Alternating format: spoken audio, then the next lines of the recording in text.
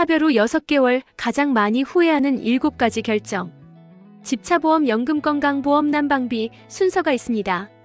오프닝. 부인을 먼저 떠나보낸 뒤 많은 분들이 이렇게 말씀하십니다. 그때는 아무 생각도 할 수 없었어요. 슬픔이 가장 클 때 사람들은 결정을 미룹니다. 혹은 반대로 너무 빨리 결정해버립니다.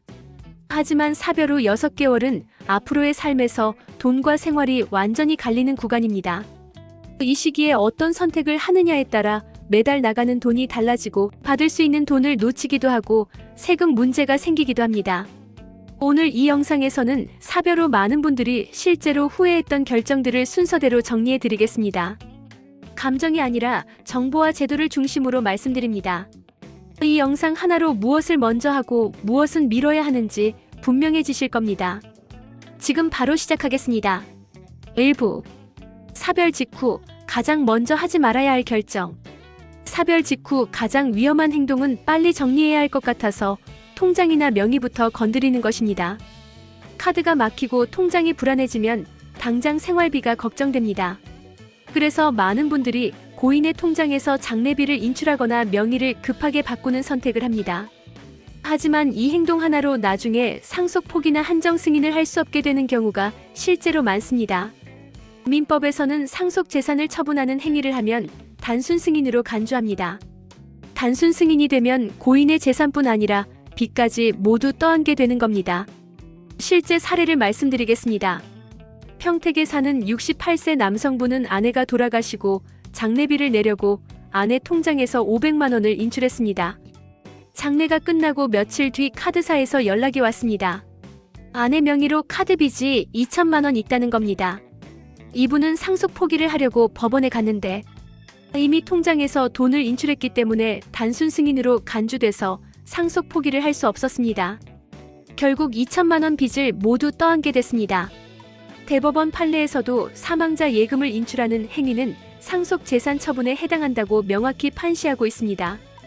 장례비처럼 사회 통념상 필요한 지출이라 해도 법적으로는 단순 승인으로 볼 수 있다는 겁니다. 그럼 장례비는 어떻게 내야 할까요? 상속인 본인의 돈으로 먼저 지불하고 나중에 상속 재산에서 정산받는 방식이 안전합니다. 급하더라도 고인의 통장은 절대 건드리지 마세요. 명의 변경도 마찬가지입니다. 사별 직후 집이나 차 명의를 급하게 바꾸면 나중에 증여세 문제가 생길 수 있습니다. 상속 절차를 제대로 밟지 않고 명의를 옮기면 세무서에서 증여로 판단할 수 있습니다. 사별 직후에는 무엇을 하느냐보다 무엇을 하지 않느냐가 더 중요합니다. 이 시기엔 안 하는 것이 선택일 수 있다는 걸 기억하세요. 2부. 신청하지 않아서 놓치는 돈들. 사별 후 돈은 자동으로 들어오는 게 거의 없습니다. 대표적인 것이 유족연금입니다. 배우자가 국민연금 가입자였더라도 유족연금은 직접 신청해야만 지급됩니다. 신청하지 않으면 아무 일도 일어나지 않습니다. 국민연금공단에서는 유족연금 신청 안내를 따로 보내주지 않습니다. 본인이 알아서 신청해야 합니다. 유족연금 소멸시효는 5년입니다. 5년이 지나면 받을 권리가 사라집니다. 수원에 사는 70세 남성분은 아내가 돌아가시고 3년이 지나서야 유족연금을 신청할 수 있다는 걸 알았습니다. 그동안 받지 못한 3년치 연금은 돌려받을 수 있었지만 만약 5년을 넘겼다면 한 푼도 못 받았을 겁니다. 유족연금 신청할 때 필요한 서류는 사망진단서 또는 사망이 기재된 기본증명서, 가족관계증명서, 상세본, 주민등록등본, 신청인 신분증, 그리고 연금 받을 통장 사본입니다. 국민연금공단 지사를 방문하거나 온라인으로도 신청할 수 있습니다. 보험도 마찬가지입니다. 사망보험금, 환급금, 숨은 보험은 보험사가 먼저 알려주지 않습니다. 찾고 확인하고 청구해야 비로소 돈이 됩니다. 금융감독원에서 운영하는 내보험 찾아줌 서비스를 이용하면 고인 명의로 된 모든 보험을 한 번에 조회할 수 있습니다. 인터넷이나 스마트폰으로 간단하게 조회 가능합니다. 실제로 언론 보도에 따르면 몰라서 못 받은 사망보험금이 매년 수천억 원에 달한다고 합니다. 보험금 청구 기한도 보통 3년입니다. 시간이 지나면 받을 수 없습니다. 안양에 사는 한 남성분은 아내가 20년 전에 가입한 종신보험이 있다는 걸 몰랐습니다. 내보험 찾아줌 서비스로 조회하니까 사망보험금이 5천만 원이었습니다. 만약 조회하지 않았다면 영영 모르고 넘어갈 뻔했습니다. 이 시기에 많은 분들이 나중에 하면 되겠지라고 미루다가 결국 받지 못하는 경우가 생깁니다. 신청해야 받을 수 있는 돈들은 최대한 빨리 확인하고 청구하는 게 중요합니다. 3부. 건강보험 고지서를 받고 알게 되는 변화. 사별 신고를 하고 몇 주에서 한두 달쯤 지나면 건강보험 고지서가 도착합니다. 그리고 대부분 이때 놀랍니다. 보험료가 갑자기 2배, 3배로 올라있기 때문입니다. 이유는 단순합니다. 배우자 아래 피부양자였던 자격이 사망신고와 함께 정리되면서 지역가입자로 전환되기 때문입니다. 국민건강보험공단은 사망신고 정보를 받으면 피부양자 자격을 자동으로 정리합니다. 지역가입자 보험료는 소득이 없어도 주택, 토지, 자동차 같은 재산으로 산정됩니다. 소득이 없어도 집, 자동차 재산이 있으면 보험료는 다시 계산되는 겁니다. 인천에 사는 64세 남성분은 아내 사망 후 지역가입자로 전환되면서 월 8만 원이던 보험료가 월 22만 원으로 올랐습니다. 연금 외에는 소득이 없는데 집 한 채와 15년 된 승용차가 있다는 이유로 이렇게 된 겁니다. 이분은 보험료가 너무 부담돼서 결국 차를 처분하셨습니다. 국민건강보험공단 자료에 따르면 지역가입자 보험료는 소득 점수, 재산 점수, 자동차 점수를 합산해서 산정합니다. 주택 공시가격이 높을수록 자동차 배기량이 클수록 점수가 올라갑니다. 고지서가 늦게 오는 이유는 사망신고 후 건강보험공단에서 자격 변동을 처리하는데 시간이 걸리기 때문입니다. 보통 1개월에서 2개월 정도 시차가 발생합니다. 그래서 많은 분들이 고지서를 받고 나서야 알게 되는 겁니다. 이 구조를 모르고 있으면 왜 이런 일이 생겼는지조차 알 수 없습니다. 하지만 기준을 알면 조정하거나 줄일 수 있는 여지도 생깁니다. 건강보험공단에는 보험료 경감 제도가 있습니다. 소득이 일정 수준 이하이거나 생활이 어려운 경우 보험료를 깎아주는 제도입니다. 또 재산이 변동되면 보험료도 다시 산정됩니다. 자동차를 처분하거나 주택을 정리하면 보험료가 내려갈 수 있습니다. 사별 직후에는 건강보험 자격 변동을 반드시 확인하셔야 합니다. 피부양자였는지 지역가입자로 전환되는지 보험료가 얼마나 나올지 미리 알아두셔야 보험료 폭탄을 피할 수 있습니다. 고지서를 받고 나서 알면 이미 늦습니다. 4부. 혼자 살면서 늘어나는 고정비. 사별 후 집은 그대로인데 돈이 더 빨리 빠져나간다고 느끼는 이유가 있습니다. 혼자 살게 되면 전기, 난방 관리비 구조가 달라집니다. 예전에는 신경 쓰지 않던 사용 습관이 고정비로 그대로 드러납니다. 특히 전기요금은 누진제 구조라서 사용량이 일정 구간을 넘으면 요금이 급격히 올라갑니다. 한국전력공사 자료에 따르면 월 300kWh를 넘으면 2단계 요금이 적용되고 450kWh를 넘으면 3단계 누진 요금이 적용됩니다. 부천에 사는 67세 남성분은 혼자 살면서도 예전처럼 집 전체를 켜놓고 지냈습니다. 겨울에 전기 난방을 틀고 여름에 에어컨을 틀었는데 전기요금이 여름에 월 20만원, 겨울에 월 30만원이 나왔습니다. 이분은 나중에 사용 습관을 바꾸고 난방 범위를 줄이니까 전기요금이 절반 이하로 떨어졌습니다. 난방비도 마찬가지입니다. 지역 난방이든 개별 난방이든 사용시간과 설정 온도에 따라 요금이 크게 차이납니다. 혼자 사는데 집 전체를 따뜻하게 유지하면 난방비가 과도하게 나옵니다. 관리비도 점검이 필요합니다. 관리비는 고정관리비와 사용료로 나뉩니다. 고정관리비는 혼자 살아도 줄지 않지만 사용료는 줄일 수 있습니다. 수도, 전기, 난방 사용료는 본인이 조절 가능한 부분입니다. 정부와 지자체에서는 에너지 바우처나 난방비 지원 같은 복지 정책을 운영하고 있습니다. 소득이 일정 수준 이하면 신청할 수 있습니다. 산업통상자원부와 지자체 복지 포털에서 확인 가능합니다. 이 시기에 아무 조정 없이 지나가면 매달 불필요한 지출이 고착됩니다. 혼자 사는 생활에 맞게 비용 구조를 다시 짜야 하는 시점입니다. 집 전체가 아니라 실제로 생활하는 공간만 관리하면 고정비를 크게 줄일 수 있습니다. 5부. 보험 그대로 두는 것이 정답은 아님. 사별 후에도 예전과 같은 보험을 그대로 유지하는 경우가 많습니다. 하지만 가족 단위로 설계된 보험은 혼자 사는 구조와 맞지 않는 경우가 많습니다. 보장은 과한데 정작 필요한 부분은 비어있는 경우도 있습니다. 금융감독원 보험 가이드에 따르면 가족형 보험에는 배우자 특약, 자녀 특약 같은 게 포함되어 있습니다. 배우자가 사망하면 이런 특약은 더 이상 필요 없습니다. 하지만 보험료는 그대로 나갑니다. 안산에 사는 69세 남성분은 아내와 함께 설계한 가족형 종합보험을 계속 유지하고 있었습니다. 매달 보험료가 30만 원씩 나갔는데 사망 보장이 1억 원이나 되고 자녀 특약까지 붙어 있었습니다. 이분은 혼자 사는데 사망 보장 1억 원이 필요 없고 자녀는 이미 성인이라 특약도 필요 없었습니다. 보험을 정비하고 나니까 보험료가 월 12만 원으로 줄었고 정작 필요한 실손보험과 질병보장은 더 강화됐습니다.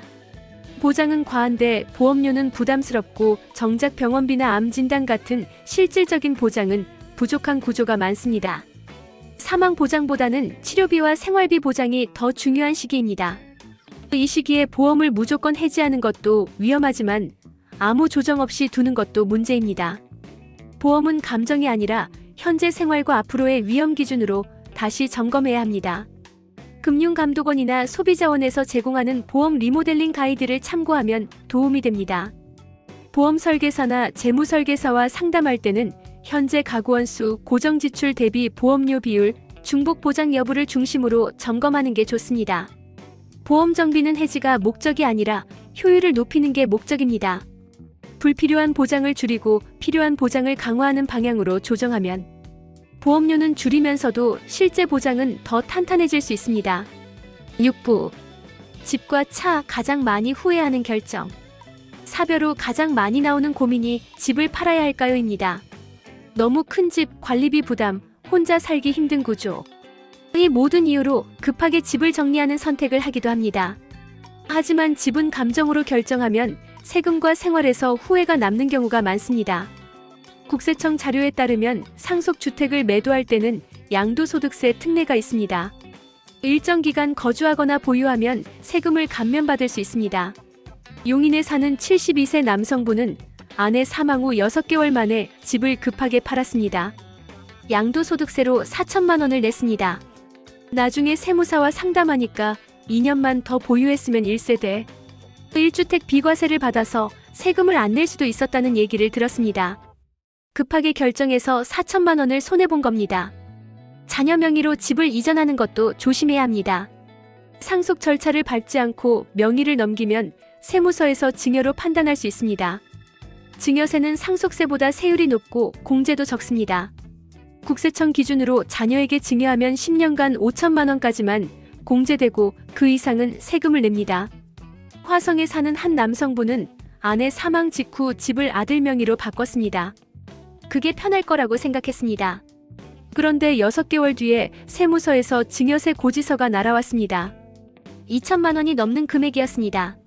상속 절차를 밟았으면 공제를 받아서 세금을 안 낼 수도 있었는데 급하게 명의를 옮기는 바람에 세금을 낸 겁니다.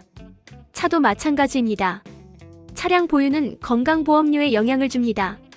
국민건강보험공단 자료에 따르면 지역가입자의 보험료는 자동차 배기량과 차량으로 점수가 계산됩니다. 2000cc 이상 승용차는 점수가 높게 적용됩니다. 부천에 사는 한 남성분은 2500cc 중형 세단을 계속 보유하고 있었습니다. 실제로는 한 달에 2~3번밖에 안 타는데 보험료, 세금, 건강보험료 부담이 연간 500만 원 가까이 나갔습니다. 차를 처분하고 나니까 건강보험료도 월 5만 원 정도 내려가고 유지비도 사라졌습니다. 집과 차는 가장 늦게 기준을 세운 뒤 결정해야 하는 문제입니다. 급할수록 보류가 원칙입니다. 세금, 보험료, 생활비를 모두 계산한 뒤에 결정하는 게 안전합니다. 7부. 사별 후 6개월 후회가 갈리는 이유. 사별 후 6개월 동안 가장 큰 차이를 만드는 건 돈의 많고 적음이 아닙니다. 정보를 알고 있었느냐, 순서를 지켰느냐의 차이입니다. 빨리 움직인 사람이 아니라 잘 참고 필요한 것만 선택한 사람이 나중에 덜 힘들어집니다. 정보 격차가 결과를 가릅니다. 같은 상황에서도 유족연금을 신청한 사람과 안 한 사람, 보험금을 청구한 사람과 몰라서 놓친 사람, 건강보험료 경감을 받은 사람과 그대로 낸 사람의 차이는 1년이면 수백만 원, 10년이면 수천만 원으로 벌어집니다. 행정안전부에서 운영하는 안심상속 원스톱 서비스를 이용하면 고인의 재산과 채무를 한 번에 조회할 수 있습니다. 금융계좌, 연금, 세금, 부동산, 자동차까지 모두 확인됩니다. 사망신고 후 1년 이내에 신청 가능하고 정부24나 주민센터에서 신청할 수 있습니다. 이 서비스를 이용하면 숨어있는 통장이나 빚을 놓치지 않을 수 있습니다. 이천에 사는 한 남성분은 안심상속 서비스로 조회하니까 아내가 세계은행에 통장을 숨겨뒀다는 걸 알았습니다. 총 6천만 원이 있었는데 모르고 있었던 겁니다. 만약 조회하지 않았다면 영영 모르고 넘어갈 뻔했습니다. 순서를 지킨 사람과 그렇지 않은 사람의 차이도 큽니다. 사별 직후 통장을 건드려서 단순 승인이 된 사람, 급하게 명의를 바꿔서 증여세를 낸 사람, 보험을 정비하지 않고 그대로 둬서 매달 불필요한 보험료를 내는 사람. 이런 작은 차이가 쌓이면 나중에 큰 차이가 됩니다. 반대로 순서를 지킨 사람은 다릅니다. 사별 직후 아무것도 건드리지 않고 안심상속부터 신청한 사람, 유족연금과 보험금을 빠짐없이 챙긴 사람, 건강보험료 경감제도를 활용한 사람, 보험을 정비하고 고정비를 줄인 사람. 이런 사람들은 1년 뒤 생활이 훨씬 안정적입니다. 마무리. 사별은 누구에게나 갑작스럽고 어려운 시간입니다. 하지만 이 시기를 무작정 버티는 것과 기준을 알고 지나가는 것은 완전히 다른 결과를 만듭니다. 오늘 이 영상에서 말씀드린 7가지를 다시 정리하면 이렇습니다. 첫째, 사별 직후에는 통장과 명의를 건드리지 마세요. 둘째, 유족연금과 보험금은 직접 신청해야 받습니다. 셋째, 건강보험료 변동을 미리 확인하세요. 넷째, 혼자 사는 생활에 맞게 고정비를 조정하세요. 다섯째, 보험을 점검하고 정비하세요. 여섯째, 집과 차는 기준을 세운 뒤에 결정하세요. 일곱째, 안심상속 원스톱 서비스를 꼭 이용하세요. 혼자 남았다고 혼자 해결해야 하는 건 아닙니다. 국민연금공단, 금융감독원, 국민건강보험공단, 정부24 이런 기관들이 여러분을 도와줄 수 있습니다. 정보를 알고 순서를 지키면 훨씬 수월하게 지나갈 수 있습니다. 이 채널은 사별 후 혼자 남은 분들이 현실적으로 무너지지 않도록 정보를 정리해드리기 위해 만들었습니다. 이 영상이 도움이 되셨다면 구독과 좋아요 부탁드립니다. 다음 영상에서는 혼자 사는 집에서 전기세와 난방비를 줄이는 현실적인 방법을 다뤄보겠습니다. 감사합니다.